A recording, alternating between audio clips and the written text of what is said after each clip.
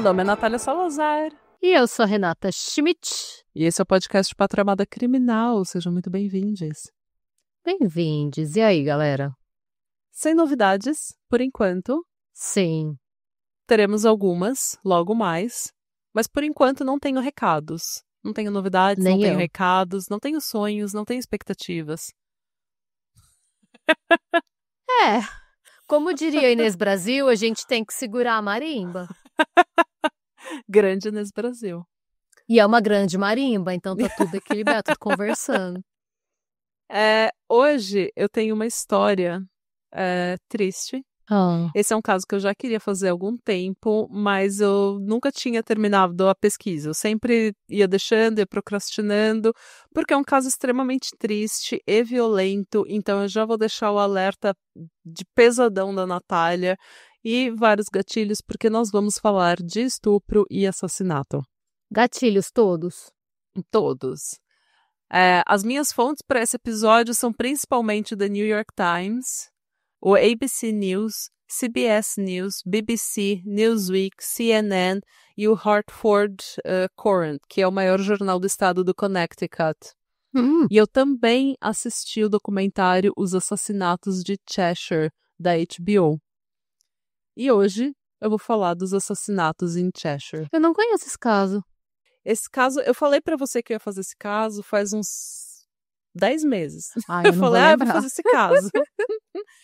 E daí eu comecei a ouvir o audiobook e eles entravam muito na vida dos assassinos. Só que não chegava, não desenvolvia, e era um audiobook muito pesado, muito lento. E daí eu acabei deixando a pesquisa de lado. Mas voltei. Tem leitura que é difícil, tem leitura que não é para aquele momento que a gente tá, né?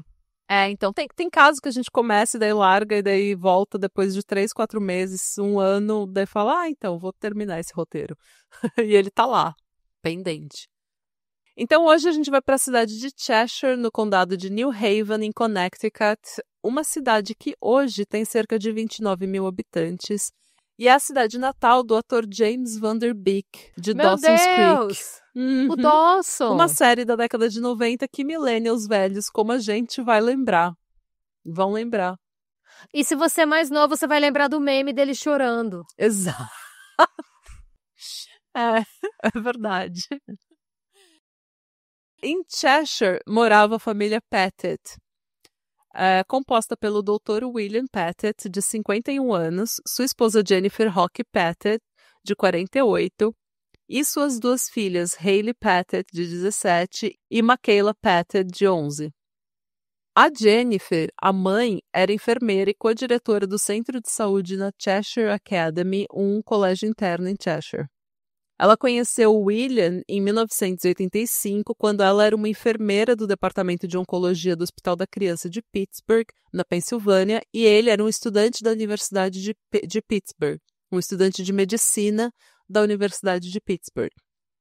Eles se casaram no mesmo ano, ele virou um endocrinologista bem-sucedido e eles tiveram 2 filhas. Tá aí, família americana, né? Típica família americana, típica família conservadora, numa cidadezinha do Connecticut, tudo bem tranquilo, bem normal. A filha mais nova do casal, a Michaela, era excelente estudante na Chase College School e comumente cozinhava para a família. A mais velha, Hayley, se formou no ensino médio com honras pela Miss Porter's School e, além de ser uma excelente estudante, ela era também uma excelente atleta, tendo treinado a corrida, cross-country e basquete. Ela também ganhou um prêmio por serviço comunitário excepcional pelo seu trabalho levantando fundos para pesquisa sobre esclerose múltipla, uma doença que sua mãe havia sido diagnosticada alguns meses antes. Ela chegou a angariar $50 mil de fundos para pesquisa e era basicamente a porta-voz da doença na comunidade. Caramba! Após o ensino médio, ela foi aceita para estudar na Dartmouth College, uma universidade da Ivy League em New Hampshire, onde ela estudaria medicina seguindo os passos do pai.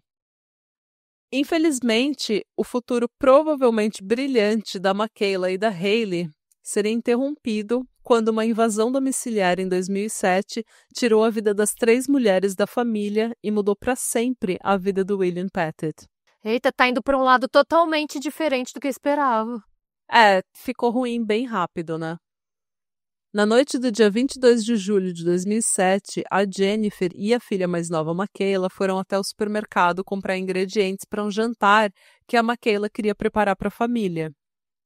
Lá, um homem chamado Joshua Komissarievski se interessou pelas duas e as seguiu até em casa. E como ele viu que a casa era claramente uma casa muito bonita, de classe média alta, né? Classe média alta, ele imaginou que seria uma ótima casa para assaltar. Mais tarde, ele recebeu uma mensagem de uma mulher chamada Linda May Lee. E aqui eu preciso fazer uma observação. A Linda é uma mulher trans que transicionou mais tarde na vida. Na época da invasão, em 2007, ela ainda não tinha transicionado e tinha um outro nome. Eu não vou chamar a Linda pelo nome morto dela, mas apenas para informação, para evitar confusão em quem já conhece esse caso de tempos atrás, ou de quem vai ver o documentário ou ler artigos sobre esse caso, o nome antigo dela é um nome masculino. O sobrenome dela era Reis. Nesse episódio eu vou chamá-la apenas de Linda May Lee, né, ou Linda, que é o nome escolhido dela. Não por respeito a ela, porque eu sinceramente não acho que ela mereça muito, mas em respeito à comunidade que eu respeito e não tenho a mínima vontade de agredir. Até porque eles não têm nada a ver com essa história. Mas voltando à história, então, o Joshua avistou a Jennifer e a Michaela no mercado, as seguiu até em casa, viu que elas eram de fato classe média alta, se interessou em atacar a casa. Mais tarde, ele recebeu uma mensagem da Linda dizendo: "Estou louco para começar, preciso de uma margarita logo. Vamos fazer isso ainda?" E o Joshua respondeu: "Sim. Vou colocar minha filha para dormir, segura a onda." E ele fala hold your horses, que é uma expressão em inglês que significa basicamente segura teus cavalos, que é uma, tipo, controla tua onda, se controla, segura tua onda. Se acalma. E a Linda responde: "Cara, os cavalos querem se soltar." Risos. Ou seja, eles já tinham um histórico juntos e eles já estavam planejando assaltar uma casa. Na madrugada do dia 23 de julho, eles entraram na casa da família Pettit por uma porta destrancada no porão. Lá, eles encontraram um bastão de beisebol que eles utilizaram para golpear o William, que estava dormindo num sofá no primeiro andar da casa. Putz. Eles então amarraram os pulsos e tornozelos do William e ele se lembra de um deles dizendo: "Se ele se mexer, mete 2 balas nele." Eles então subiram para o segundo andar, onde eles amarraram a Jennifer e as 2 filhas em seus respectivos quartos. Eles as amarraram nas camas, e colocaram fronhas nas suas cabeças para que elas não pudessem identificá-los. Nossa, desespero. Eles levaram o William já amarrado para o porão da casa, onde eles o amarraram em um pilar. E eles começaram a procurar tudo que era de dinheiro e de valor pela casa e correr a casa inteira atrás de coisa que eles pudessem vender. Não satisfeitos com o que eles já tinham achado, a Linda levou a Jennifer para o banco assim que ele abriu e a forçou a sacar $15.000. A Jennifer entrou sozinha no banco enquanto a Linda ficava no carro esperando. E durante o saque, a Jennifer conseguiu informar o caixa que ela e a família dela estavam sendo feita de refém por 2 homens. Ela indicou que eles estavam sendo legais até agora, até o momento, e que provavelmente eles só estavam interessados no dinheiro, mas que eles já tinham ameaçado a família de morte caso a polícia fosse envolvida. A gerente do banco imediatamente ligou para o 91.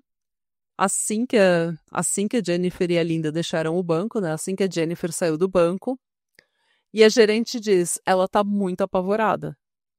A polícia então começou a analisar a situação sem alarmar os assaltantes. Eles foram no banco, falaram com a gerente, começaram a rondar a casa e tentar ver o que eles podiam fazer. Enquanto a Linda estava com a Jennifer no banco, o Joshua foi até o quarto da Michaela, onde ele a estuprou, usando seu celular para fotografar todo o processo. Essa pessoa podre. Ele é uma pessoa extremamente podre. Quando a Linda e a Jennifer voltaram do banco, a situação escalou muito rapidamente.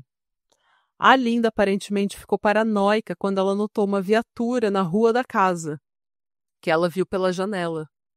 Eles então começaram a bolar um plano de como eles sairiam daquela situação. E foi meio que... Eu acho que foi meio aquele filme Dia de Cão, com o Al Pacino, em que ele faz os reféns no banco e daí tudo sai do controle porque ele não sabe mais o que ele tá fazendo. E a gente vai ver mais tarde que esses dois, eles não se conhecem há muito tempo, então eles literalmente não sabem do que o outro é capaz. Tá. E eles acabam... A situação escalou muito rápido. E aqui os detalhes ficam bem confusos e as fontes diferem um pouco. Isso porque cada um deu uma versão da história, colocando o outro como cabeça do plano e como o sujeito ruim. Claro que sim. É dito que o Joshua encorajou a Linda a estuprar e matar a Jennifer. O que ela fez no chão da sala, enquanto o William ouvia tudo do andar de baixo e gritava pela esposa. Nessa hora, o Joshua provavelmente disse para ele não se preocupar, porque já ia acabar logo. Nossa, gente. Vendo que ele não ia conseguir salvar a esposa e as filhas e com medo que todos eles fossem ser mortos ali, o William deu um jeito de escapar e pedir ajuda. Ele se desamarrou do pilar e literalmente pulou para fora da casa, já que ele estava com os punhos e os tornozelos amarrados.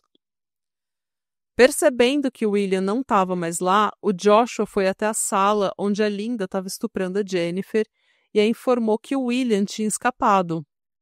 Ela então estrangulou a Jennifer até a morte. E aqui é um dos detalhes que fica um pouco... que diferencia muito de fonte para fonte. No documentário, por exemplo, eles dizem que a Linda estrangulou a Jennifer e que após saber que o William tinha fugido, ele a estuprou post-mortem num surto de raiva. E outras fontes dizem que ele estava no meio do estupro quando ele ficou sabendo e enforcou ela, enfim. É medonha de qualquer maneira, de qualquer né? forma, nada que é... Nada. E depois eu vou falar um pouco mais sobre isso, mas assim, nada justifica isso. Então, nada saiu do controle aqui, na minha opinião, entendeu? Esse crime foi controlado. Foi gratuito. Eles estavam a fim de machucar pessoas. Eles estavam a fim, pelo menos, estuprar pessoas. Né? Se eles soubessem, se eles já sabiam que eles iam matar as pessoas ou não, eu não sei. Mas, ou se eles sabiam, se eles tinham um plano, o que aconteceu, a gente não sabe. Qual que foi o processo de decisão naquela noite, a gente não sabe muito bem, porque eram duas pessoas extremamente erráticas. Mas não dá, tipo, pra mim o estupro não, sabe, é uma coisa completamente desnecessária. Então não é uma invasão de casa podres. Que deu errado. Não é uma invasão da casa que deu errado. É claramente uma pessoa que não tem, duas pessoas que não tem problema nenhum em machucar as pessoas. Sim. Duas pessoas podres, é isso. Não satisfeitos com o nível de atrocidade que eles já tinham cometido, eles jogaram gasolina no corpo da Jennifer e em partes da casa, subindo até os quartos das meninas, que também foram besuntadas com gasolina. Eles então atearam fogo na casa e fugiram da cena usando o carro da família, como os covardes que eles são. E detalhe, as meninas ainda estavam amarradas, mas elas ainda estavam vivas. Então, quando elas estavam sendo besuntadas com gasolina, elas tinham plena consciência do que estava acontecendo. Nossa. O corpo da Michaela foi encontrado ainda em sua cama, com as mãos amarradas e a parte inferior do corpo pendurada para fora da cama. Ela morreu por inalação da fumaça. Já o corpo da Hayley foi encontrado próximo da escada da casa, sugerindo que ela conseguiu se desamarrar e tentou sair, mas ela colapsou antes pela inalação da fumaça e morreu em meio às chamas. Ela tinha queimaduras de 3º e 4º grau no corpo que o legista não pôde identificar ao certo como sendo pre-mortem ou post-mortem, mas eles imaginam que tenham sido pre porque ela caiu de bruços e ela já tinha queimaduras na frente do corpo. Durante a autópsia da Michaela foi encontrado sêmen do Joshua e também água sanitária em suas roupas e corpo, o que indicava que ele havia tentado limpar o corpo dela do DNA dele. O carro da família, sendo dirigido pelos, agora, assassinos, bateu em um carro da polícia e continuou a fuga até serem cercados por viaturas e capturados. Eles foram pegos praticamente imediatamente, porque a polícia estava rondando. Eles viram o carro saindo da casa e eles só seguiram o carro. Não, ainda bem, porque gente assim não pode... Vai saber o que eles iam fazer depois. Exatamente, vai saber onde eles iam entrar depois. Eles provavelmente iam entrar em outra casa e fazer a mesma coisa. Ou, não gosto nem ou de pensar pior. que eles... Porque eles provavelmente iam pensar, a gente já fez o pior, então agora o que segura a gente de fazer o resto? Não, acho que às vezes nem tem muito... Deu pra ver que eles saíram de casa a fim de estuprar, é o que você falou, a fim de estuprar alguém. A pessoa que tem essa mentalidade, ela não precisa de uma justificativa, já fiz o pior. Não, ela faz isso porque... Ai, não, eu fico muito revoltada. Até só reforça a minha teoria de que tem gente que é só um erro da natureza mesmo, sabe? Sim. O William, que tinha escapado da casa, foi levado ao hospital depois de chegar pulando, amarrado nos punhos e tornozelos na casa de um vizinho que inicialmente não o reconheceu devido aos seus ferimentos. Nossa, coitado. A cabeça dele estava completamente coberta de sangue e ele tinha um corte fundo na testa que é do início da linha capilar até o olho dele. Ele estava bem machucado. Ele devia estar todo inchado também, né? Mano, ele levou 4 ou 5 golpes com um bastão de beisebol. Como esse homem conseguiu escapar e se arrastar até a casa do vizinho é algo que eu não consigo explicar. Assim, eu acho que é uma força que você não sabe que tem até você precisar ter. 5 dias depois dos assassinatos, ele estava em pé, falando no velório da esposa e das filhas. Nossa. Isso é tão triste. Eu fico pensando... Nossa, pode falar. É tão triste porque os pais da Jennifer, quando eles foram visitar o William no hospital, o William se desculpou por não ter conseguido salvar a filha e as netas deles. E eles tiveram que falar pro William, filho, olha como é que você tá. Olha o seu estado, não tinha nada que você podia fazer naquele dia. Mas ele carregou por muito tempo e ainda carrega provavelmente a culpa de ter conseguido escapar, né? Aquele survivor's guilt, que é tipo a culpa do sobrevivente, de você ter conseguido escapar e elas não. Porque mesmo que ele voltasse pra casa pra tentar fazer alguma coisa, era 2 contra 1 e ele já tava todo estourado e amarrado. Não tinha o que ele fazer. Eu fico pensando como que alguém supera uma perda dessa numa situação num contexto desse. Sinceramente, eu não sei. Eu não sei como eu realmente eu não consigo imaginar. Eu também não. E agora a gente precisa falar um pouco dos assassinos. A Linda May Lee cresceu um menino isolado que sofreu abuso sexual e começou a usar drogas muito cedo. Na época dos assassinatos, ela tinha 44 anos e já tinha uma longa ficha policial. Aos 16 anos, ela foi condenada por roubo em 2007. E em 2007, quando os assassinatos em Cheshire ocorreram, ela já tinha sido presa quase 30 vezes e passado a maior parte da vida na cadeia. No entanto, nenhum desses crimes havia sido violento. Normalmente, a vítima sequer estava presente. Então, ela arrombava casas e carros e roubava, mas normalmente sem machucar ninguém no processo. Em 2006, ela foi solta em liberdade condicional e ficou em uma halfway house, que é uma casa onde presos ficam por um curto período de tempo para transicionar e se adaptar de novo, né, novamente à vida normal. Em sociedade. E eles fazem terapia, reunião do AA e tudo mais. Mas lá ela conheceu o Joshua Komissarievski. Quando ela voltou para a casa da mãe, onde os irmãos também moravam, a vida dela não foi para frente. Ela voltou a usar drogas e na época dos assassinatos já estava sendo convidada a se retirar da casa. Porque a mãe já falou, mano, você não consegue ficar aqui. O irmão dela, Matthew, disse no documentário que é difícil para ele falar sobre isso, mas que ele não entende como o conselho de condicional liberou a irmã dele. No final, ela estuprou uma mulher e colocou fogo em seu corpo e nas filhas dela. O outro irmão dela, o Brian, disse que ela era uma pessoa enganosa e manipuladora e que, na época, ele nem queria ficar dentro de casa enquanto ela estava lá. Olha como os irmãos dela falam dela, né? Pra você ter uma ideia do... Pois Se nem é, seus irmãos têm nada de bom pra falar de você, né? exatamente. Os dois já tinham, inclusive, tido uma briga física pouco antes dos assassinatos. A Linda e o Brian saíram no tapa, saíram feio, tipo, de se pegarem mesmo, porque o Brian não aguentava. Enquanto a Linda estava presente, era sempre dor de cabeça para a mãe e para a família. Os dois irmãos se mostraram abalados e completamente enojados com o comportamento da irmã. Uma noite, a Linda se trancou em um quarto de hotel para tentar se matar com uma overdose de drogas. Não tendo sido bem-sucedida, ela foi a uma reunião do AA, onde ela encontrou com o Joshua, que começou a falar sobre modos fáceis de fazer dinheiro. Então, ela briga com os irmãos, ela faz um inferno na casa da família, daí ela tenta se matar, não consegue, não overdosa, vai para uma reunião do AA, e ao invés de falar, agora eu vou dar jeito na minha vida porque minha vida tá caindo aos pedaços, ela pensa, vou falar com o Joshua e ele tá falando aqui sobre métodos de conseguir. Vou ser uma golpista. Vou começar a saltar de novo. Olha que legal.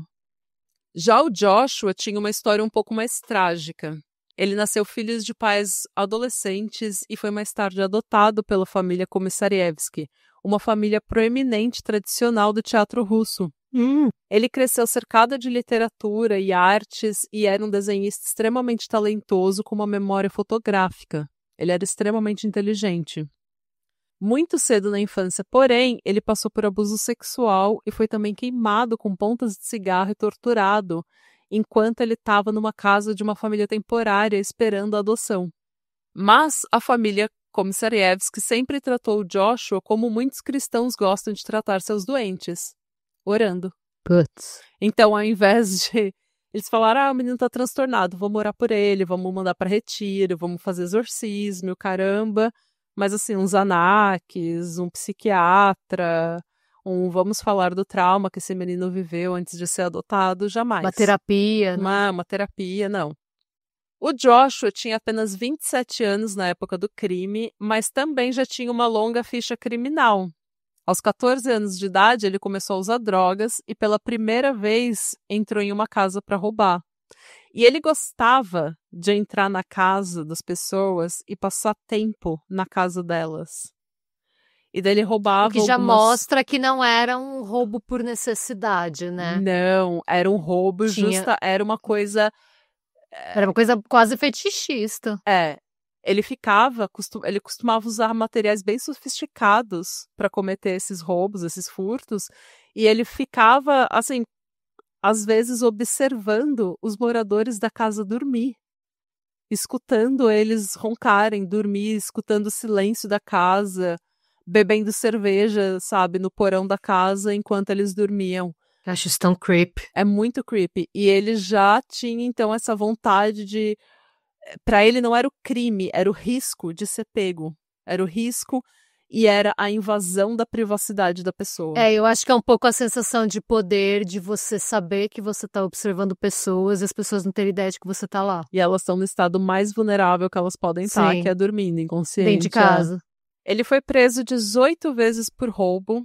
E aos 22 anos, ele foi condenado por um roubo pela última vez. E nessa ocasião, ele se mostrou arrependido, falando em tribunal que ele havia virado as costas para a sua fé, para Deus e para a família. E que ao fazer isso, ele havia caído de cara no chão e mergulhado nas drogas. Ele ainda disse que os crimes que havia cometido pesavam sobre seus ombros. O juiz, no entanto, não acreditou no seu remorso e se referiu ao Joshua como um predador frio e calculista e o condenou a 9 anos de prisão, mais 6 anos de condicional especial, que carrega condições mais severas do que a condicional normal. Não sabia nem que existia. Eu também não. De repente é uma coisa só no Connecticut. Pode ser. Porque, né? Em 2007, ele foi liberado em condicional porque essa sentença, onde ficava claro que ele era manipulador e uma pessoa definitivamente perigosa, nunca chegou às mãos do conselho que tomou essa decisão. Tipo, a carta da sentença mesmo, que falava ele é claramente uma pessoa manipuladora, não foi lida, não chegou. Então eles só tinham a palavra dele e o remorso dele. 3 meses depois de ser solto, ele foi preso pelos assassinatos em Cheshire. Presos, o Joshua e a Linda imediatamente confessaram o crime, porque não tinha como negar, e eles colocaram a culpa um no outro. E é por isso que dificulta muito de saber o que realmente aconteceu, porque o tempo inteiro a Linda fala que o Joshua, que era o psicopata, e que ela confessou, ela falou tudo que ela fez e tal, mas ela falou que nunca foi a intenção dela, que ela nunca soube de nada e que ela, sabe... E o Joshua faz a mesma coisa, ele fala, nunca que eu ia matar aquelas meninas, não queria, fogo foi ideia da Linda, e blá blá blá. Então, assim, não dá pra acreditar no que eles falam. E nenhum deles, E nem os irmãos da Linda acreditam nela. Então, por aí você já vê, né? Eles foram a julgamento separadamente, cada um teve seu julgamento. E foi extremamente difícil selecionar um júri, porque a população inteira de New Haven sabia desse caso. E muitos eram a favor de condená-los à morte antes mesmo do julgamento, antes da promotoria buscar a pena de morte. Então, há um argumento de que não existiu um julgamento justo, porque os júris já estavam com a cabeça feita, e o pai, o William, né, que é o direito dele, ele já tinha falado para todo mundo, já tinha dado entrevistas na mídia, já tinha feito levantamento de fundos e tudo mais, porque ele estava sofrendo, ele estava de luto pela família dele. Claro. Então ele estava buscando justiça pela família dele, o que é o direito dele. Então, mas por isso há um argumento de que o julgamento não foi completamente justo. Mas eu não consigo pensar em uma pessoa que leia isso, tipo, num affidavit, que leia um depoimento e que não vá ficar horrorizado. Então. É que daí quando você seleciona o júri, você quer um júri imparcial, né? Principalmente quando a pena de morte tá na mesa. Mas como é que você vai conseguir? Gente, eu não sei também. Bem, no caso da Linda, a defesa pediu um acordo, dizendo que ela se declararia culpada em troca de uma sentença de vida na prisão. Mas a promotoria não aceitou o acordo e diz que continuaria buscando a pena de morte para os 2 assassinos. Durante as preparações para o julgamento, a Linda tentou se suicidar novamente na prisão e ninguém sabe como ela conseguiu o coquetel de drogas que ela ingeriu, mas ela conseguiu. E, mais uma vez, ela não foi bem sucedida na overdose dela. E, assim, não era de todo estranho, não era uma surpresa que ela tentasse se suicidar novamente, porque mesmo antes dos assassinatos, ela já estava bem deprimida, ela já tinha tentado se matar. Ela estava deprimida porque ela não conseguia sair daquele poço que era a vida dela. Ela estava sempre criando confusão com os irmãos e com a mãe dela. Ela estava sempre em problema com a lei. Então, ela meio que não via muito uma saída. E agora, então, que ela estava na cadeia por por homicídio, triplo homicídio, a vida dela não ia melhorar.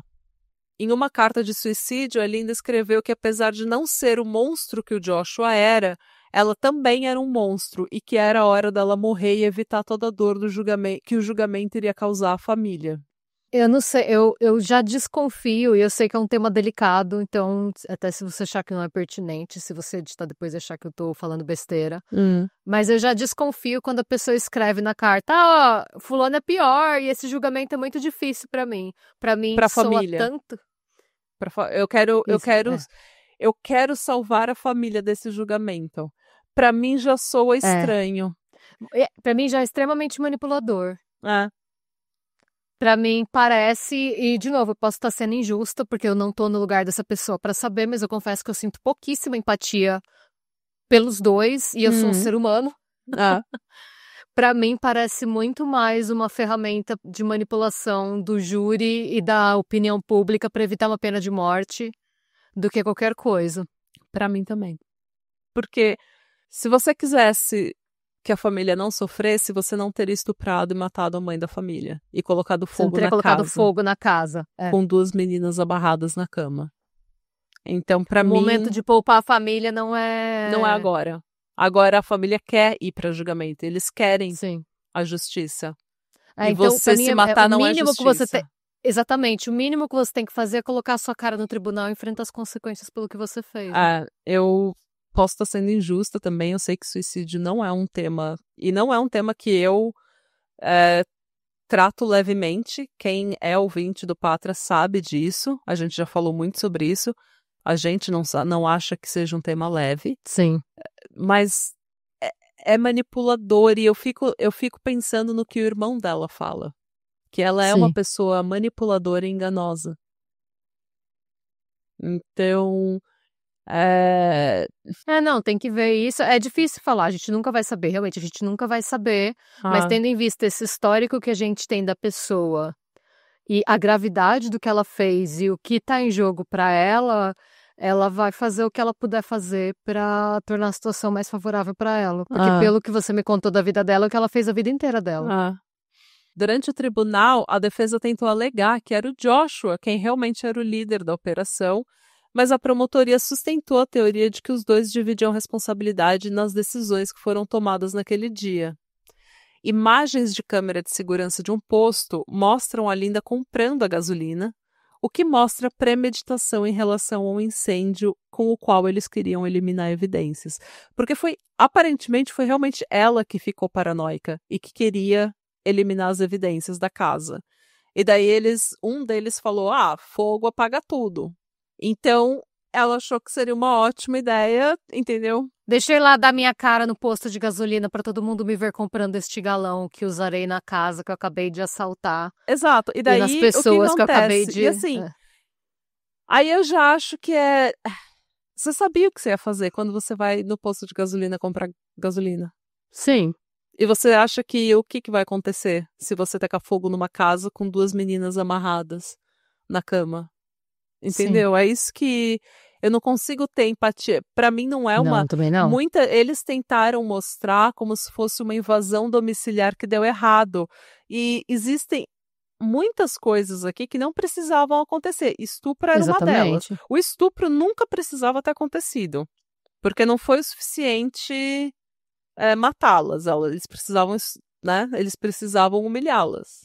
Então, pra mim, já é uma coisa que não precisava ter acontecido. Eu tenho muita dificuldade em ter qualquer tipo de empatia por esses dois.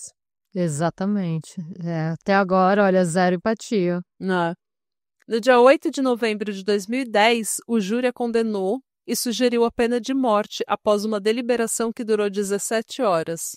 Ela foi sentenciada a 6 penas de morte por 6 acusações diferentes e a mais 106 anos de prisão por invasão, sequestro, roubo e assédio. O próprio irmão da Linda, o Matthew, enviou uma carta ao tribunal falando como ela o tinha queimado quando eles eram adolescentes. Pelo que eu vi no documentário, acho que ela estava secando maconha no fogão, uma coisa assim. E daí o Matthew, que era mais novo, foi curioso, né? Perguntou o que ela estava fazendo. E daí ela falou, coloca a mão aí, não tem problema não. E ela queimou o irmão no fogão. Olha aí, ela já é uma incendiária desde sempre, então. E daí o Matthew pegou e falou, como é que eles falam que os crimes dela até os assassinatos em Cheshire não eram violentos? Não eram violentos. Ela já tinha essa tendência violenta. Gente, o próprio irmão dela. Durante o sentenciamento, a Linda se desculpou pela dor e sofrimento que ela causou à família Pettit e disse, a morte para mim será um alívio. Eu espero que ela trará paz e conforto a quem eu machuquei. O juiz John Blue, por sua vez, disse, essa é uma sentença terrível, mas na verdade uma sentença que você mesma escreveu em chamas. Deus tenha piedade de sua alma. Achei um lacre esse juiz. Achei um lacre Achei também. um lacre. O Joshua também tentou um acordo onde ele se declararia culpado em troca de vida na prisão. E sua defesa também tentou alegar que o líder da operação era, na verdade, a Linda. No julgamento, porém, fica claro as tendências pedófilas do Joshua. Eita! Vem à tona que... ele estuprou uma menina de 11 anos, né? Nossa. A Michaela tinha 11 anos. Nossa, eu tinha esquecido da idade dela. Com 9 ela era... Nossa, gente. A esposa, mano, você sabe o que é pior? Esse maluco tinha uma filha, né? Ele tinha uma filha. E ele tinha uma esposa. A esposa dele parece uma criança. Ela é muito pequenininha. Ela é pequenininha, novinha. Sabe aquela pessoa que tem 30 anos e parece que tem 15? Sim. É ela. Miudinha de tudo. E detalhe, pior ainda, que é pra agredir mais a situação. Add insult to injury. Ele, na confissão dele, ele chama a Michaela de KK, que é um apelido carinhoso que a família dela chamava ela. E ele fala, eu fui até o quarto da KK, eu falei com a KK, eu fiz sexo oral na KK, como se ele fosse íntimo dela. E aí a defesa vem tentar argumentar que ele foi uma vítima das circunstâncias. E que foi a linda olha que o era. sadismo. Olha o sadismo dessa pessoa. Olha o nível de sadismo, porque ele faz isso sabendo que ele vai afetar a família que ainda está de pé. Exatamente. Então, assim, E aí vem falar que não, o júri está... Gente, o júri só precisa ouvir esse depoimento. Ouvir esse deboche. Gente, se eu sou no júri, eu posso nunca ter conhecido essa pessoa na minha vida. Se eu A gente não conhece as pessoas. Se eu ouço a pessoa confessando pra polícia, chamando a vítima de 11 anos do estupro de KK, cara, eu tô arrepiada de ódio. Não, é um negócio que assim, e vem falar não, porque a opinião pública está contaminada pelo jornal. Gente, amado, me fala que desfecho Aquele você será, espera de uma amiga? pessoa dessa. Horrível, horrível. Esse caso é horrível, do começo ao fim. Nossa, esse caso é medonho. A promotoria alegou que ele tinha a intenção de estuprar a Michaela quando ele a viu no mercado horas antes da invasão. Além disso, todas as evidências físicas contaram uma história muito diferente da que ele contou. Por exemplo, ele disse que ele nunca quis tacar fogo na casa e que foi a Linda que besuntou tudo com gasolina. Mas a roupa dele, que ele estava usando no dia, estava encharcada de gasolina também. Ou seja, ele estava jogando gasolina, derrubou nele, respingou nele. Durante o tempo que ele passou na prisão, ele manteve um diário que foi lido durante o julgamento, ou pelo menos parte do diário foi lido em julgamento. Ele escreve, abre aspas, um ladrão, durante a noite, eu não venho para roubar joias e dinheiro, mas sim seu senso de segurança e privacidade. Eu violo sua intimidade, mijo na sua ilusão ótica de paz e inocência. A família Pettit passou pelos seus medos e entrou nas águas calmas do terror, como coelhos encurralados por um predador. Ver aquele medo, aquela dor emocional que eu sinto dentro de mim todos os dias, manifestada no rosto do outro, confirma que a minha dor é real. O despertar da minha sombra, reprimida, atingiu seu apogeu naquela manhã com o controle da Michaela. Sua idade era insignificante. Fecha aspas. Nessas horas, é um negócio que eu acho bem horrível, né? No Japão, quando você é condenado à pena de morte, você não sabe o dia, né? Que você vai morrer. Você não tem a prazo de quando sua sentença vai ser Pode aplicada. acontecer assim a qualquer momento? Você acorda todos os dias sem saber quando você vai morrer. Você só é avisado no dia. Abre a porta e avisa, é hoje. Pode ser daqui a 10 anos, pode ser no dia seguinte. Você não sabe, não tem uma ordem.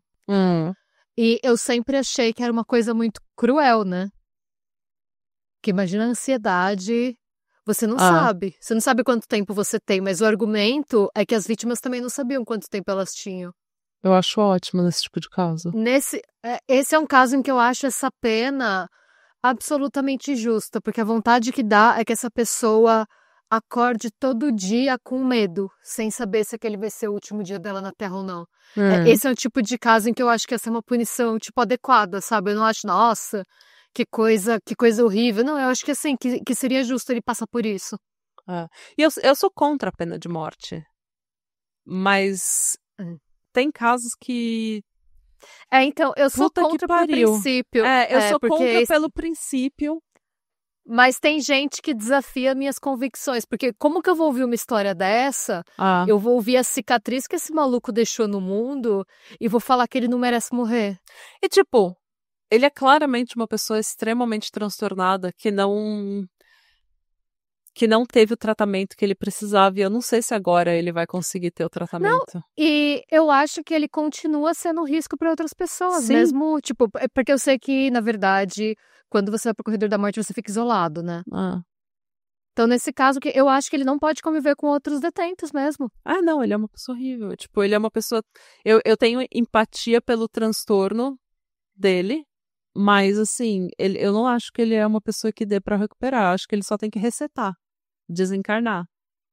Ele foi condenado e o júri também recomendou a pena de morte como sua punição. Durante o sentenciamento, ele disse estar envergonhado e desapontado consigo mesmo. Ele disse: jamais encontrarei a paz. Minha vida será uma continuação da dor que eu causei. Eu devo uma dívida que jamais poderei pagar. Milhões me julgaram culpado de crimes capitais que eu não cometi. Eu não pretendia que aquelas mulheres morressem. Elas jamais... Não, ele queria só estuprar, né? Uma menina de 11 anos. É. Elas jamais deveriam ter perdido a vida. Não preciso de 12 pessoas para me dizerem do que sou culpado ou inocente. Nenhuma delas estava lá naquela manhã.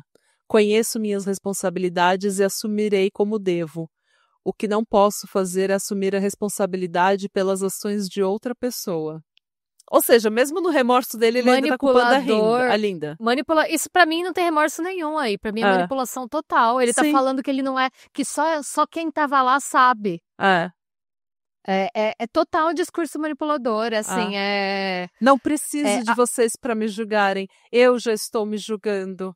Eu sei da minha responsabilidade. Mona... tipo, ninguém pediu sua opinião, parça, você tá sendo julgado, ninguém quer saber o que você acha da sua sentença. Ninguém perguntou sua opinião, você não é importante como você acha que você é, sabe? Vai escrever no seu diário. Cada um. Aí ele pega no salva diário essas e escreve. Palavras pro seu diário. Salva pro seu diário, é isso mesmo, salva pro seu diário, escreve lá. Sabe aquele meme, amiga, salva pra terapia? É isso. O juiz John Blue, o mesmo juiz, né, do caso da Linda, por sua vez, disse: essa é uma sentença terrível, mas que você escreveu para si mesmo com atos de horror e selvageria inimagináveis. Esse juiz é muito lacrador, eu gostei dele. Sim. O juiz só não mandou ele escrever no diário dele porque não podia. Porque deu pra ver que o máximo que ele pôde dar a dica, ele deu, né? Tanto a Linda quanto o Joshua seriam executados por injeção letal. Mas, em 2015, a Suprema Corte do Estado do Connecticut declarou que a pena de morte é incompatível com a Constituição do Estado. Os assassinatos em Cheshire não foram esquecidos. Durante o debate ao redor da decisão, muitas pessoas eram a favor de que, pelo menos aqueles que já tivessem sido condenados com a pena de morte, fossem executados e que uma possível mudança da lei só valesse para casos futuros. Uma pessoa que, obviamente, se opôs à mudança da lei foi o Dr. William Pettit, que disse perante a Câmara que pessoas que são contra a pena de morte, por vezes, parecem estarem mais preocupadas com a vida dos assassinos do que com a vida das vítimas. Eu discordo plenamente com ele aqui, mas a minha opinião não importa. A Suprema Corte do Estado decidiu que todos os detentos no corredor da morte deveriam ter suas sentenças modificadas para prisão perpétua. Então, tanto a Linda quanto o Joshua continuam cumprindo pena, prisão perpétua, mas vivos. Na prisão, a Linda transicionou e hoje vive como uma mulher. Ela chegou a falar de como ser uma mulher trans reprimida por tantos anos causou os problemas que ela teve com a lei. Mas eu, sinceramente, não tenho paciência nenhuma para essa conversa. Não, também não. Porque eu acho muito... Ai, meu Deus, eu estuprei porque eu era uma trans reprimida. Não tenho tempo para essa conversa, amada. Sabe quem também era trans reprimida? A maior parte da comunidade trans. Sim, é verdade. E não tem ninguém aí estuprando todo mundo à torta e à direita e colocando fogo nas pessoas. Então... exatamente. Eu fico tão puta quando usam esse tipo de argumento, porque assim, não é uma comunidade marginalizada o suficiente, sabe? Tem que pegar uma vaca dessa e falar: ai, nossa, se eu não fosse trans reprimida, eu não teria tido esses... Eu entendo que é um processo traumático, Você passar a sua vida como uma outra pessoa, uma pessoa que você não se identifica. Mas toda a comunidade trans faz isso. E quantos delas tacam fogo nas pessoas? Estupram e tacam fogo nas pessoas? Não, esse argumento claro, Péssimo. a gente, pra mim pelo menos não parece ser um argumento válido, pra mim é até desrespeitoso com a comunidade trans, um argumento desse, sabe? Eu também acho, e eu me desculpo a comunidade trans se eu estiver falando alguma besteira. Eu entendo que o trauma de ter a sua identidade reprimida seja algo terrível, mas assim, sabe? Vale dizer, muito importante ressaltar, que a polícia de Cheshire foi e ainda é duramente criticada pelas famílias e pela população por como eles procederam naquele dia. Porque o relatório oficial diz que quando a polícia chegou lá, depois de ser contactada pelo gerente do banco, a casa já estava em chamas. Eita! Mas isso não é verdade. Tanto que o William, quando ele saiu da casa, ele viu homens se escondendo ao redor da casa, que ele acredita, hoje, né, serem policiais. A primeira ligação para o 911 aconteceu às 9h21. A gerente diz que a Jennifer entrou num carro com o motorista vestido com um moletom com capuz e um boné. Os primeiros policiais chegaram na cena do crime minutos depois dessa ligação. Até porque a cidade é pequena, né? Exato. E eles já tinham o telefone da residência porque a gerente do banco tinha fornecido para eles. Ou seja, por que eles não ligaram para casa e tentaram negociar com até então só sequestradores? Mas de meia hora depois, a polícia vê os assassinos, os agora assassinos, deixando a residência e as chamas tomando o lugar. Eles ficaram meia hora rondando a casa. Mas por quê? Ninguém sabe. É isso que eles são tão criticados. Nossa, que estranho. E nessa meia hora que eles estavam esperando, analisando a situação sem interferir na situação, ou sequer mostrar para os assassinos que eles estavam ali, que eles, sabe, pegar um alto-falante, gritar que eles estão na casa, que eles têm que se render, alguma coisa. Nessa meia hora, a Jennifer foi estuprada e estrangulada e a casa foi besuntada inteira com gasolina. Nossa, gente. Por que raios eles demoraram tanto tempo para analisar a situação e chamar todo tipo de reforço? A SWAT já estava lá. Por que não... Ou já estava indo para lá? Eu não entendo também. A maior crítica da polícia é a família. Acho que foi a irmã dela, da Jennifer, que fala no documentário, a irmã ou a mãe que fala, parece que a polícia estava mais interessada em prender os culpados do que em salvar a vida das possíveis vítimas.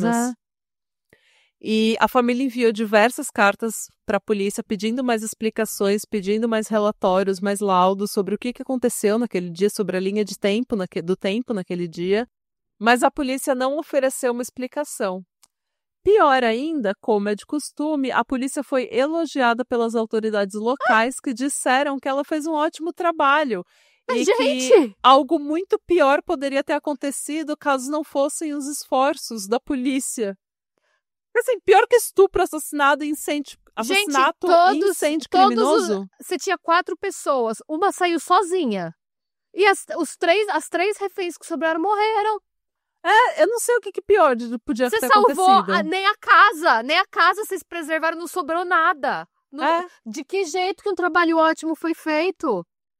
Assim, vale falar também que a irmã da Jennifer, ela é muito crítica da polícia, mas que o William, ele fala que não tinha como a polícia ter feito um trabalho melhor. E daí eu não sei se é porque ele não quer provocar a polícia ou se, entendeu? Eu não sei. Daí eu já não sei por que ele acha que foi feito um bom trabalho. Mas assim, de repente ele só tá tipo, mano, eu já perdi tudo, sabe? Eu não aguento. Em 2008, a casa da família Pettit foi demolida e um jardim memorial foi construído no lugar. O William seguiu com a vida dele, como ele pôde, e com a bênção da família da Jennifer, ele se casou novamente em 2012. Sua esposa, Cristina, é fotógrafa e o casal tem um filho. Ela trabalhava como voluntária na Pettit Family Foundation, a fundação criada pelo William, que já arrecadou milhões para combater doenças crônicas, violência e incentivar mulheres na área científica, já que a filha dele estava indo por esse caminho, né? De 2018 a 2023, ele foi membro da House of Representatives, que seria o equivalente à Câmara dos Deputados do estado do Connecticut. Nossa, mas que bom que ele conseguiu casar de novo, começar uma nova família. Aquele dia, em 2007, ficou conhecido como 11 de setembro em Cheshire, porque a vida era uma antes daquele dia e outra completamente diferente depois. A cidade, que antes era calma e tranquila, se viu instalando sistema de alarmes e até quartos do pânico em suas casas, com medo de que eles pudessem ser os próximos. No final, pelo menos 4 famílias foram destruídas, mas centenas foram afetadas. E essa é a trágica história dos assassinatos em Chester. Nossa, eu tô horrorizada. Minha fé na humanidade tá, assim, seriamente abalada. Por isso que eu não terminava essa pesquisa, porque quando o livro começava a ir em cada detalhe da vida desses filhos da puta, eu ficava tão indignada que eu não conseguia ter. Eu entendo por quê. Porque a vida deles realmente é muito peculiar. Ela é muito envolvida com trauma e com o mistério de quem eles são. Porque eles são muito manipuladores, e um é mais perigoso que o outro, e eles não se conheciam direito, e meio que foi uma coisa feita assim, que tipo, eles foi no impulso, mas ao mesmo tempo escalou muito rápido. É que eu não consigo encontrar nada que justifique. Nada. Eu não consigo ter empatia, não consigo. Não justifica, mas explica, não consigo ter nada. Não consigo ter nada. Pra mim, eles são só pessoas horríveis que... Eu acho até melhor a pena de morte ter caído, porque eu acho que eles têm que sofrer muito tempo com o que eles fizeram. Acho que eles têm que ficar pensando nisso todos os dias. No documentário eles falam muito sobre a vida dos assassinos e falam também sobre a pena de morte, né? Sobre se ela é algo constitucional ou se esses indivíduos merecem a morte ou se a prisão pelo resto da vida já não é o suficiente. Mas eu não sei, foi o que a gente estava falando. Pra mim, desafia as minhas próprias convicções, assim, sabe? Esse tipo de causa. Sim, exatamente. Eu sou horrível. contra, mas é muito difícil pra mim continuar na convicção de que a pessoa não mereça. Porque tem gente que parece que só precisa resetar, sabe? Desencarnar e começar de novo. É isso. É muito difícil, porque assim... É horrível falar isso, mas parece que tem gente que já não tem mais jeito. É que são pessoas que, pelo que você contou da história, não tem nenhuma redeeming quality, nenhuma qualidade redentora, sabe? Não tem nada. Não. Nada. E a Linda tem uma filha também. Dos dois, lendo tudo que eu li, eu acho que a Linda é a menos perigosa. Eu acho que o Joshua é scary. Ele é perigoso naquele nível, tipo... Uou, essa pessoa não tá mais aqui, sabe? Eu não sei, eu acho que a Linda, ela é manipuladora, ela é mentirosa. Ela queimava é os irmãos na panela. Então, ela é... Mas eu acho que dos dois, ela é a menos transtornada. Eu acho que o Joshua, eu tenho medo de gente como o Joshua, porque o Joshua parece que ele não tem mais alma, sabe? Parece que já saiu tudo. E ele teve uma infância muito triste, realmente, mas assim...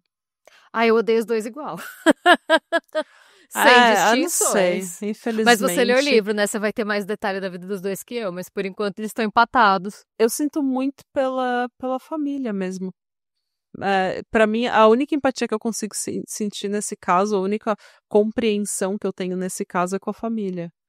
Tipo, a Hayley podia ter sido uma médica excelente, bem-sucedida, ela podia ter participado de pesquisas em esclerose múltipla, e ela, sabe? Sim, não é. O mundo perdeu pessoas incríveis e pessoas que poderiam ter mudado o mundo mesmo. Pra quê? Pra salvar esses dois. Sei lá. É meio pesado. Bom, conta pra gente o que você achou. Pra quem tava com saudade do pesadão da Natália, temos um. Pra tirar a fé na humanidade, eu tô triste. Eu acho que foi uma das poucas vezes que eu comecei a ver um documentário e comecei a chorar. Nossa, não, horrível, horrível. Eu costumo ser bem sangue frio, assim, bem tranquila, mas, nossa, na hora que o documentário começou, eu já tinha meu roteiro, já estava praticamente escrito, eu já sabia de todos os detalhes, assim, da história, Quando eu comecei a ver o documentário, eu comecei a chorar. Horrível. E eu não sabia. Nossa, foi assim, foi pior. Parece que retorceu a faca, sabe? Enfim. Conta pra gente se você gostou desse episódio e o que você acha. Sim. E se você concorda com a pena de morte ou não. Ou se você acha que viver na cadeia, relembrando tudo que você fez, é uma pena ruim o suficiente. E qual seria a justiça nesse caso? Se você souber, conta pra gente, porque a gente aqui não sabe. A gente não sabe mesmo. Nada vai trazer as meninas de volta. Nada vai tirar a dor da família. Então, eu não sei realmente qual que é a solução. Mas se você sabe, conta pra gente. E é isso. A gente tá acabada. Vamos dormir, porque amanhã é dia de trabalho. Começa a semana com essa, galera. Exato. E tchau. E tchau. Beijos. Beijos.